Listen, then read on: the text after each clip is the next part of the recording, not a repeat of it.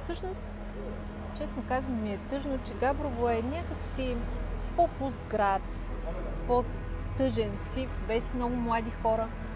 И се чудя защо младите семейства не го избират като град за живеене. Това е нещо, което също ме натъжава.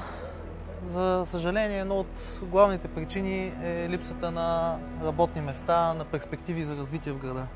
Ти имаш 4 деца, занимаваш се с IT предприемачество, а всъщност не живееш в Габрово. Защо?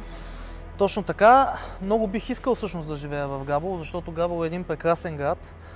Но, за съжаление, когато си тръгнах от Габрово, тогава нямаше как да развивам професията си в града и заради това отидох в София. Смяташ ли, че нещата могат да се променят? Да, опитът ми е свързан с образованието и развитието на кадри, които да задържа в града. И този модел, който успешно приложих в София, във Варна, в Бургас, мисля, че може да бъде приложен и в Габрово.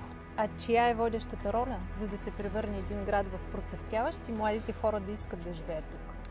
На първо място това е местната администрация, която трябва да подпомага образованието, здравеопазването, добрата градска среда, да привлича инвеститори и естествено да не пречи на бизнеса. Ти виждаш ли тази добра среда в момента? За съжаление не. Има още доста какво да се желае по този въпрос и за съжаление обезлюдяването на града ясно го показва.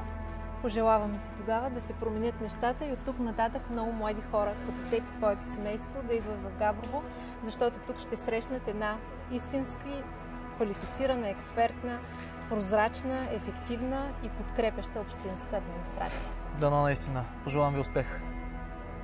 Купуването и продаването на гласове е престъпление.